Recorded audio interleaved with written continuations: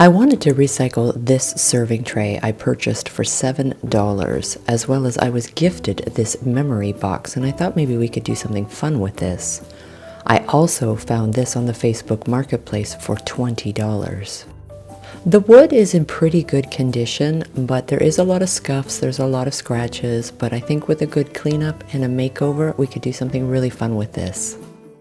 When I do a furniture makeover, I really focus on what I could do to create dimension, especially for a piece that's very flat, kind of boxy, doesn't have a lot of movement, and it's in pretty rough condition. So I'm thinking with a really good cleaning and some paint and perhaps maybe some layering, we could really do something really fun with this. I always use a degreasing dish soap to clean the furniture.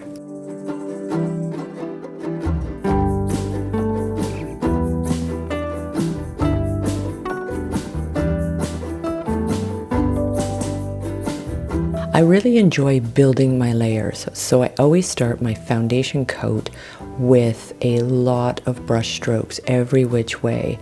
And this is actually going to create a lot of high and low points, and then I can keep adding more and more. And this is really going to give a piece depth and dimension.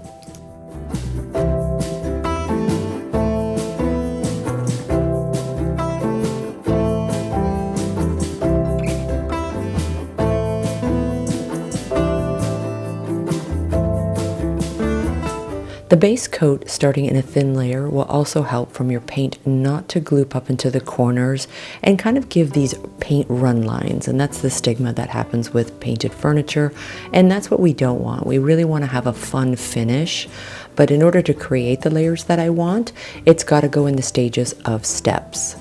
So I'm going to go and apply 2 full coats, letting each one dry completely in between a French linen chalk paint.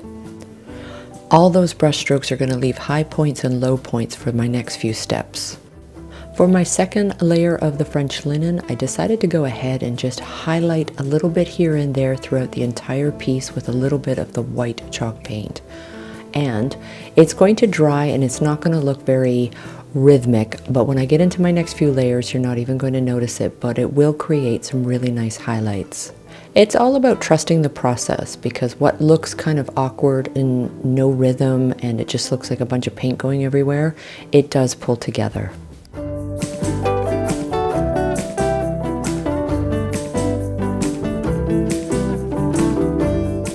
I wanted to add a few embellishments with this project, so I'm going to use the Redesign with Prima Exotic Borders Transfer.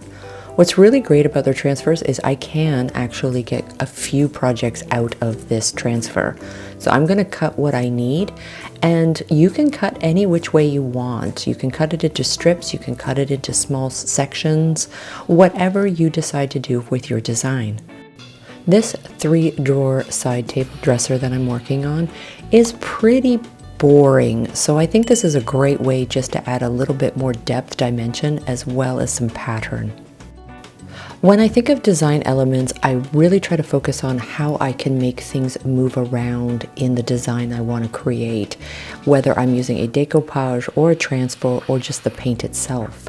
So the more rhythm and movement we can create onto this piece, the more it's going to have depth and dimension to it. This transfer has a lot of shape and design.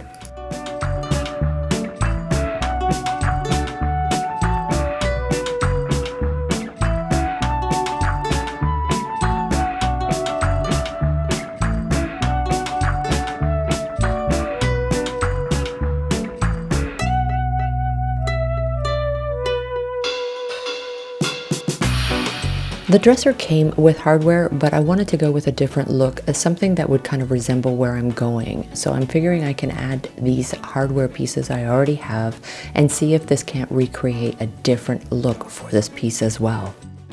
I'm going to do an easy route when it comes to paint wash. Sometimes what I'll do is just grab a tiny bit of paint, dip it into a bit of water, and then just brush off the excess on the sides. If you're new to a paint wash, I do recommend to actually make a formula of paint wash, say 50% paint, 50% water. But if you're comfortable with the paint washes, it's really easy just to dip the paintbrush, just a tiny bit of paint, and then just kind of work in how thick and how thin you want your paint wash.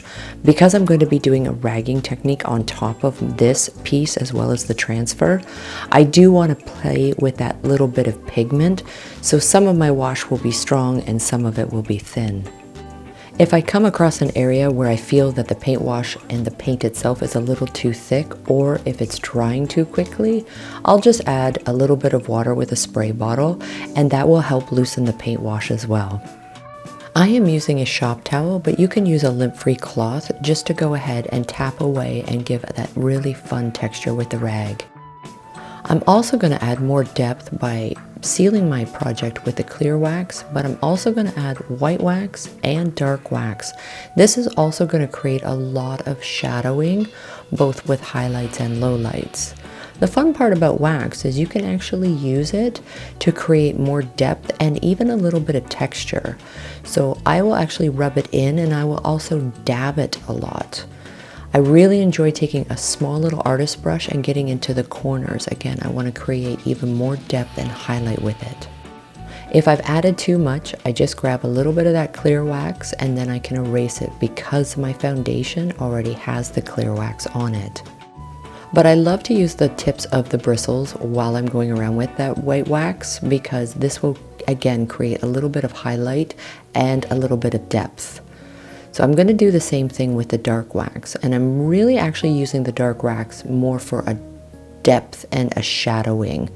So just grab a little tiny bit and then just kind of blend it in and just play with it. It's honestly, you can't go wrong, and if you've added a little too much, it's okay. The clear wax is already our base, so if I want to erase it, I can just grab a little bit more and I can wipe it back.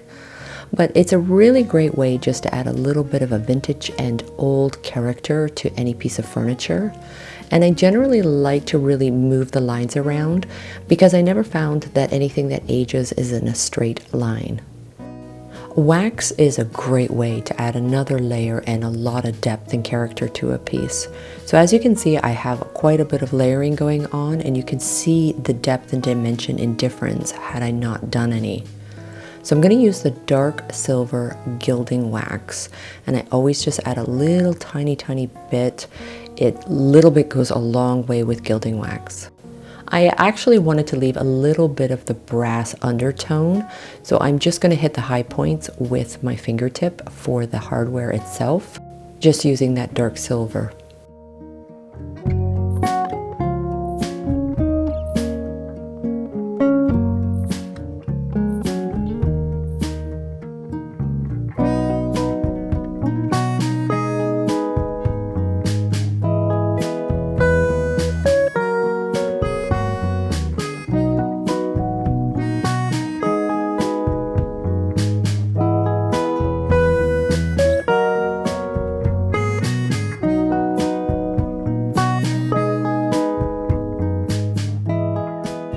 So I picked up this serving tray, and I actually love the size of this. It's very conventional for a lot of purposes.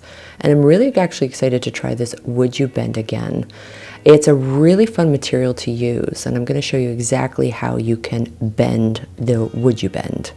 So I'm going to paint this whole tray with the French linen. I'm going to do 2 full coats, letting each one dry. Then I really want to add some fun character just to this plain serving tray. I'm also going to be adding a lot of depth and some layers into this tray, so that way I can add some real fun character to it.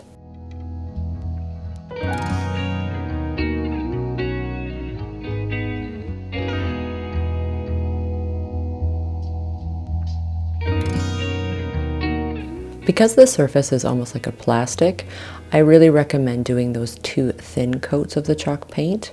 And you could actually sand it a little bit if you wanted to have a little bit more grip, but I never have any issues with the chalk paint. I'm going to add in a decoupage paper I got from Zazzle, and that link will be in my description box below. So I'm just going to go and put in the Mod Podge. I'm also going to spread it around really, really well because I don't want to have any areas where it's too thin or the decoupage paper will not stick adequately. So it's okay to be a little bit liberal with the Mod Podge. I'm going to use that cling wrap because I have had it happen. If I try to spread it with anything but, I end up tearing it. And do be careful about not running it too quickly, because if the Mod Podge has actually soaked the paper, it's still easy for it to grab and tear. So just do it soft, gentle, and with a little bit of patience, it goes on really easy. And it also removes the air bubbles. So I'm going to add a little bit of the French linen all around my corners. Once I've done that, I'm actually going to shadow the French linen paint all across the decoupage. And I'm just using a moist paper towel.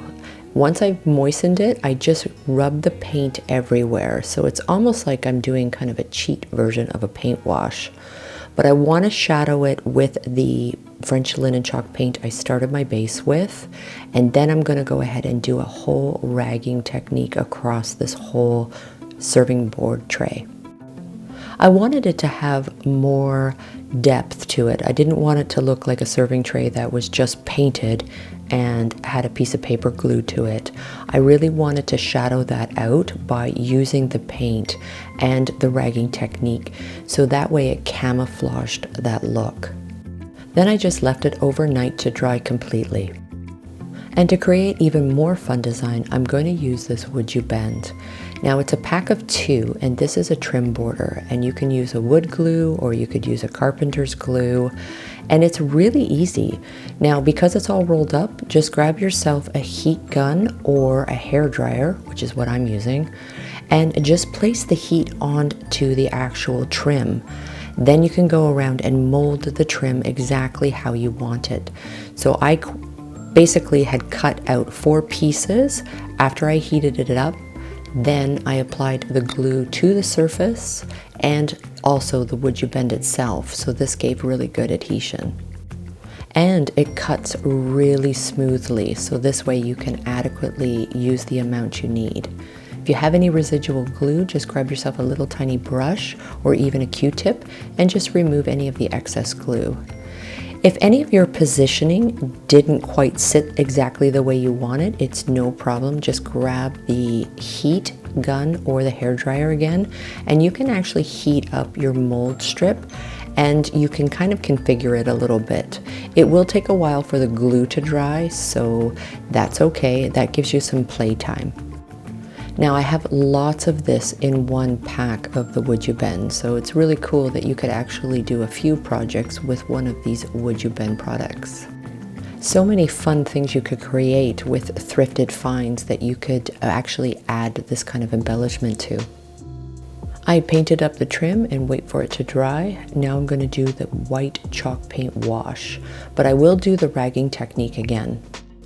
And always remember, if you do a ragging technique or a chalk paint wash and it's a little too transparent and you want to actually go ahead and do another wash, this is also another really great way to have control on the depth of how transparent you want your wash to be. But again, this is just adding some beautiful texture, and this is also going to take away the look of just a decoupage and painted tray. This is really going to create a lot of character and depth to the serving tray. So I did the entire tray with the paint wash and ragging technique. I did the inside, the outside, all the lips, and I really loved the way it looked when it dried. So I only did one full wash with the rag, but again, if you wanted to create even more depth, you could actually do the ragging technique a few times.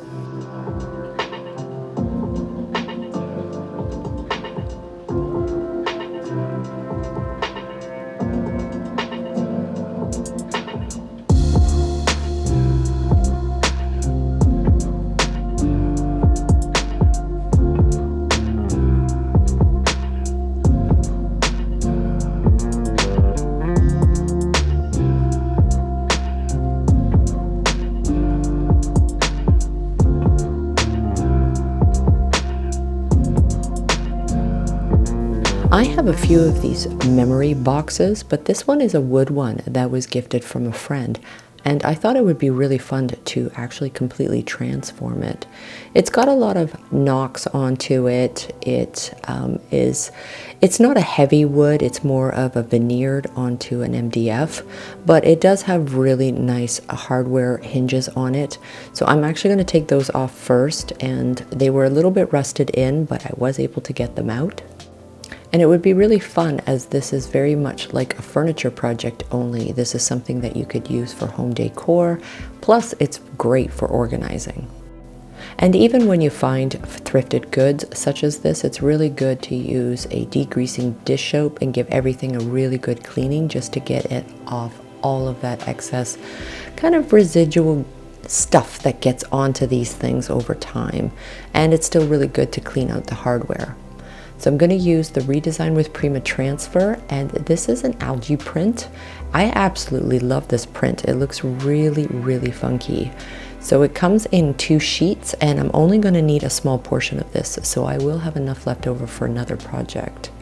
I'm going to paint a base, 2 full coats, letting each one dry in the olive color. I absolutely love this green earthy tone. But when you start working with paints, you start to realize that what it looks like when it's wet versus when it's dry will be very, very different. So this is actually kind of bright, but once it dries, it will tone down a little bit. And we're going to add some layers onto that. But I don't think I'll do a chalk paint wash. I'm going to apply the transfer over the actual lid of this memory box, and then I'm going to use whatever little leftovers just to create off to the side and maybe even a little tiny strip onto the inside. But what a great way to add character to anything as far as home decor, and these transfers are super easy to apply. It's also really easy to use any of the leftover. So I only cut out exactly what I wanted, and anything that I needed for a strip, even for the side of the lid. Again, really easy to apply it. Now, because I just did a solid color in the olive, once I get all this transfer onto the actual memory box exactly where I want it, I do want to create some additional layers.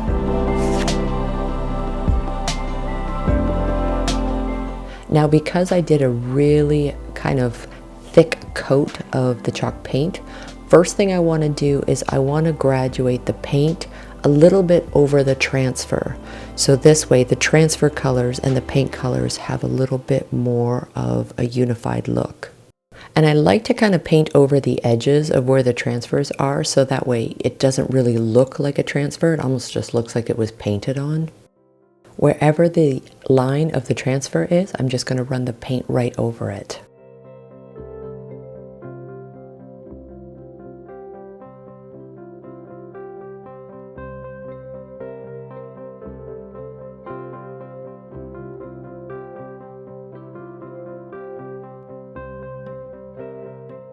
Now, to create a really wonderful depth is adding white wax and creating this beautiful highlight shadow over the entire box. So I'm going to do it all over the transfer as well as all over the paint, and this is really going to give a beautiful shadowed effect. But what a beautiful way to add color and home decor to any room. And of course, you could do this to old book covers or album covers that you may have.